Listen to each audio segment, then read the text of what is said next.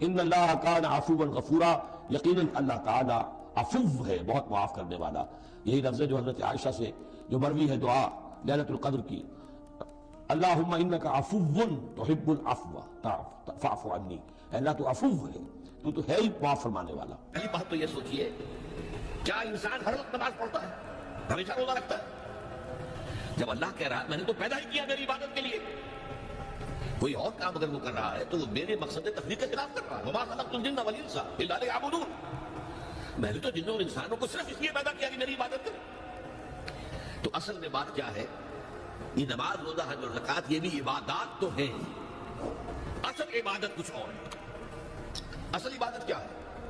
الحمدللہ وکفا والصلاۃ والسلام علی عبادہ الذین اصطفیٰ، خصوصاً علی افضلہم وخاتم النبیین محمد الامین وعلی آلہ وصحبہ اجمعین، اما بعد فاعوذ باللہ من الشیطان الرجیم، بسم اللہ الرحمن الرحیم، رب اشرح لی صدری ویسر لی امری واحلل عقدۃ من لسانی یفقہوا قولی، اللہم ربنا الہمنا رشدنا واعذنا من شرور انفسنا، اللہم ارنا الحق حقا وارزقنا اتباعہ وارنا الباطل باطلا وارزقنا اجتنابہ، اللہم وفقنا لما تحب وترضى، آمین یا رب العالمین۔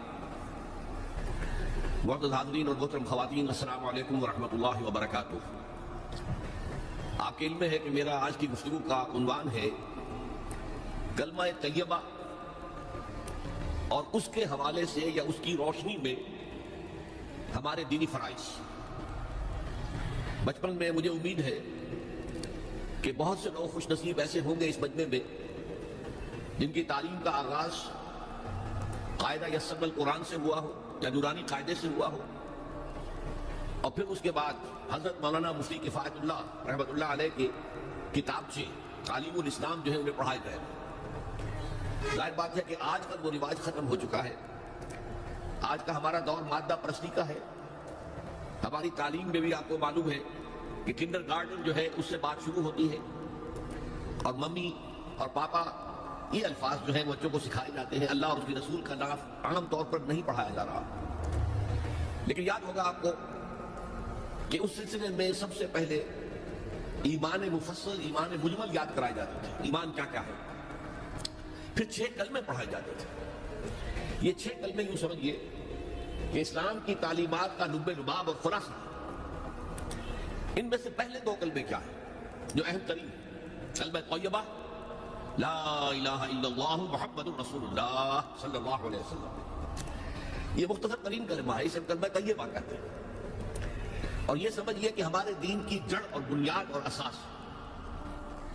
دوسرا کلمہ اسی میں لفظ شہادت کا اضافہ ہو کر اشہد ان لا الہ الا اللہ واشہد ان محمد رسول اللہ صلی اللہ علیہ وسلم۔ یہ کلمہ شہادت جو ہے یہ اسلام میں داخلے کا شاہدرہ ہے۔ شاہدرہ، در کہتے ہیں دروازے کو، شاہدرہ بہت بڑا دروازہ۔ جو لوگ دلی سے واقف ہیں انہیں یاد ہوگا، معلوم ہوگا کہ دلی جو ہے وہ جمنا ندی یا جمنا دریا کے مغرب میں واقع ہے، اور مشرق سے جو بھی آتا ہے یو پی سے، اس کو پہلے ایک قصبے سے گزرنا پڑتا ہے، جس کے بعد پل آتا ہے جمنا کا، اس قصبے کا نام ہے شاہدرہ۔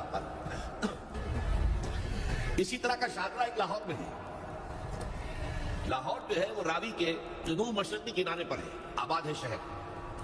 اب جو بھی پشاور سے، سرحد سے، اسلام آباد سے، پورے پنجاب سے لوگ آتے ہیں تو انہیں لاہور میں داخل ہونے کے لیے دریائے راوی کراس کرنا ہوتا ہے، لہذا وہاں بھی ایک قصبہ ہے جس کا نام شاہدرہ ہے۔ شاہدرہ یہ بڑا در ہے کہ جس سے داخل ہو کر آپ دلی میں یا لاہور میں داخل ہو گئے۔ اسی طرح میں نے عرض کیا کہ اسلام میں داخلے کے لیے شاہدرہ جو ہے وہ ہے اشہد ان لا الہ الا اللہ واشہد ان محمد رسول اللہ صلی اللہ علیہ وسلم۔